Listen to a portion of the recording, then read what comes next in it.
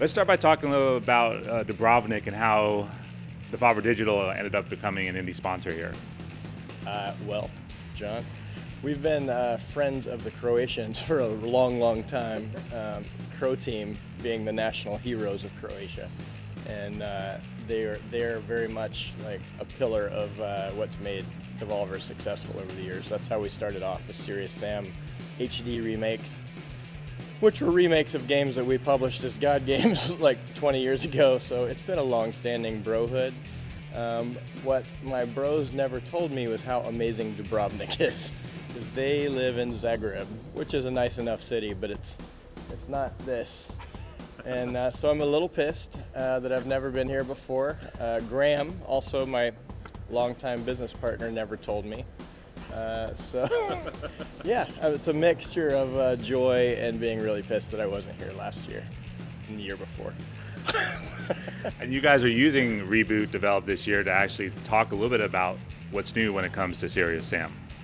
Yeah, the Crow Team guys finally officially announced that Serious Sam 4 was actually being made, and showed a little teaser of it at the keynote, at the opening of this. So yeah, it's been a week of high fives so far.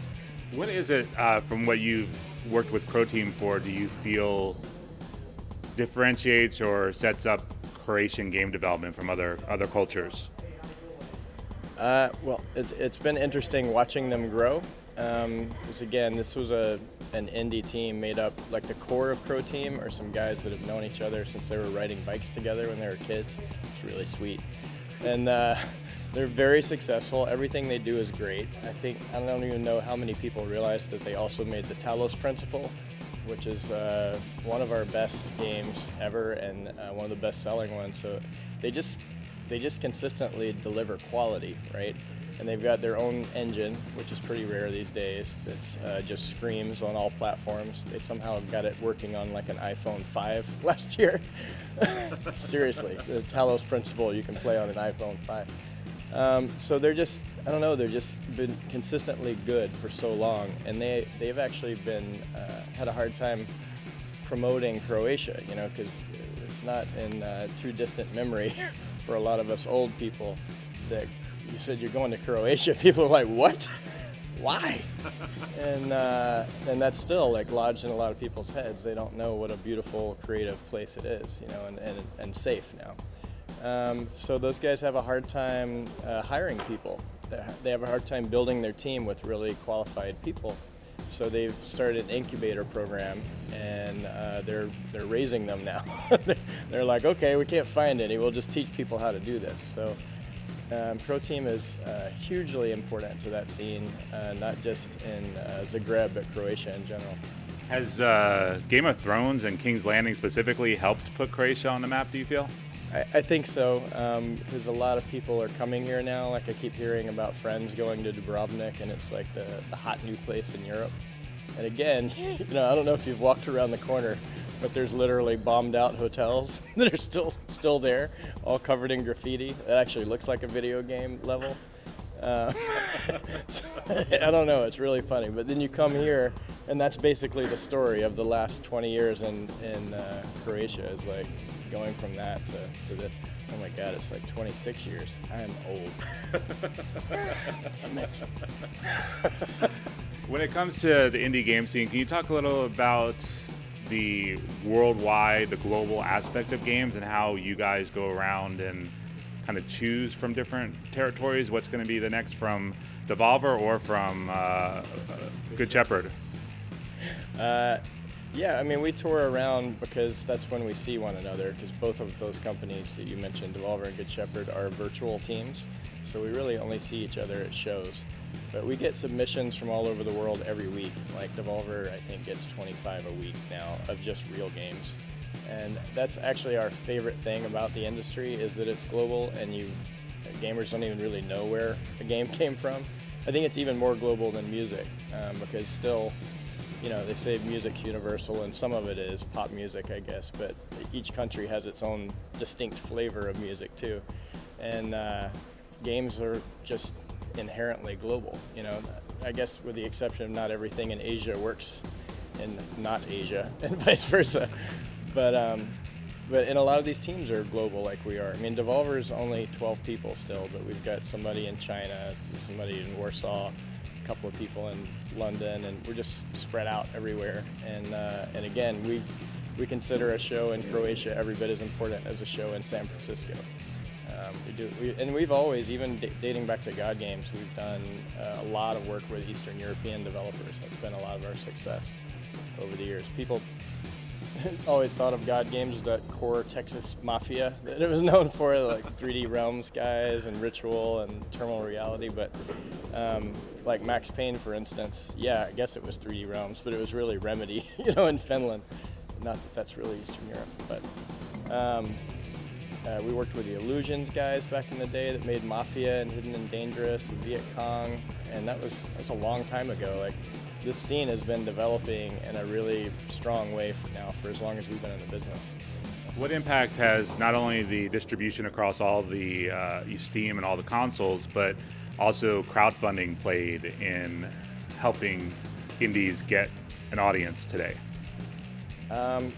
Crowdfunding has been interesting, right? It's been this big spike, and then it's been a pretty big drop-off. But that's really my job, is to find money for indies all this time. It's like, where can I get money to keep funding these guys? And we're excited about every source. At this show, I keep hearing about all of these new sources of blockchain funding that are happening, like people doing ICOs or just private raises, in places like Estonia. And I'm just like, that's amazing. Like, we're just inventing money now. It's working. If you can't find it, just make some up. But again, it means a lot more people are getting funded, and somehow we've got game guys on yachts in the harbor now. Like, this is all good news. So yeah, it's been really interesting watching all the different waves come through of where you can get money. It used to just be from studios, right? And now you've got private investors funding games and crowdfunding on FIG. Our friends over at FIG are still fighting that good fight and doing well, So I tell indies all the time, if you can't get your game funded in 2018, that you might just need to get a job, because there's a lot of money out there. Like, people have figured out that games can be a good business and be a reasonable business, a safe one. You mentioned a yacht that's owned by the head of Fingersoft, who makes the mobile game Hill Climb Racing 2. But mobile, what role does that play today when you guys are talking to game companies about getting a wide audience? We've until the last couple of years, we looked at mobile as like an add-on. Like, we would do a game, all of our games are for Steam, and then some of them are also for console or also for mobile. But then, we had a couple of mobile-first hits with Downwell, and Reigns has been one of our biggest hits. So now we look at it a little bit more intentionally, but we're still focused on premium games. We haven't done anything free-to-play or microtransaction-based. And there's a stat told to me by somebody at Apple that last year, all premium games together made up 0.84% of revenue of mobile for Apple. Yeah. So, we're just trying to get a piece of that pie. But that's plenty for us and our developers. I mean, the guy that made Reigns his life has forever changed. And Downwell was made by one 18-year-old kid. They're doing fine. But we still, anytime there's a big trend like free-to-play, like, we're not trying to make Fortnite. We just stick to what we're doing. And occasionally we go, wow, that was a lot of money over there. But, we're doing fine, and our developers are doing fine. So we just try to keep our heads down and keep making quality games that people can just buy, and own. What do you look for? Like, what makes a Devolver or a Good Shepherd game? It's really, people ask us that all the time, and we don't know. We definitely don't have a formula. But over the years, because it's the same guys choosing, guys and girls choosing, It's I guess you do end up with a distinct flavor, you know. There's some thread that ties all these really random, disparate games together, and Good Shepherd, we haven't figured out what that is yet. You know, we hired Ben Andak, who used to be with Sony Strategic Partner Group. The guy's done a lot of things. He's produced a lot of really cool indie games, and so he's sort of in charge of developing that flavor for Good Shepherd. You know, and again, we don't know what's going to be a hit. We never know. So whatever ends up being that defining moment for us, like, you know, a lot of people think of Devolver as Hotline Miami still, even though that certainly wasn't our intention. And we've made a lot of games that are not about hyper-violent pixel art, but that's what people have decided we're about. That's fine. Good Shepherd will have that moment. You know, some game will come out and people will think, oh, you guys are strategy sim guys, or, you know, you guys are about adventure games or whatever it was. Like Where the Water Tastes Like Wine could have been that moment for us. It wasn't. It's a really good game, but just didn't sell very well. And so far, at least, some of these are a slow burn, which is what's great about digital and Steam, is you can keep improving it and sort of, you know, keeping it alive. But yeah, we don't know. We don't sit down and go, we need 4 shooters and we need 5 sim games and whatever. Maybe we should do that, but we don't.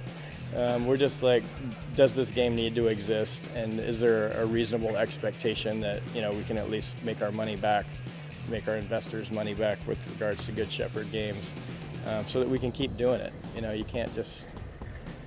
We don't bet on anything being a mega hit, and we don't bet on anything being an absolute disaster. Sometimes both happen, you know. But we're just. I don't know. We're actually pretty conservative. We're about singles and doubles, and like, do we believe these guys can execute what they said, and does that execution need to happen? Does it need to exist? When there's 1,000 games a month coming out, why does this game need to exist? So I guess that's the through line for both labels. I know you guys, you said you get as many 25 game pitches a week, but when you go to conferences like this and you see indies maybe for the first time, what role do these types of shows play for you to see what's out there that you haven't been pitched yet? It's interesting because, again, we're spread out all over the world, so people, when I meet people in person and they want to pitch me, I'm like, you are so wasting your time because I'm going to do a really terrible job of explaining this to my partner. So it's weird. It's always nice to meet somebody in person and really get that passion for what they want to do, but then they end up having to basically pitch virtually anyway because, again, we're all over the place and everybody gets a vote. So, but I don't know, it's just good. You get a sense of what's going on in these different countries, like what the vibe is like. Do the indies seem healthy? Do they seem desperate? You know, a little of both. Do you get a vibe here? Yeah, it seems very positive here. Like, these people don't seem desperate at all. And again, you know, there's a lot of new sources of capital for these guys, and that's all they need is some money to make what they want to make. And the indies are still very collaborative, this wave, which is probably my favorite part about it, other than being global, is they're helping each other out. It's not this secretive, competitive thing that it used to be, which is really unique. You know, I guess you get some of that in music too, but yeah, it's very positive and supportive. Like I mean, you feel it. You're at all these things. Everybody's just trying to help each other. Everybody wants everybody to get rich, you know, and get to do what they want to do. It's not like I need to beat you out, you know, which is great.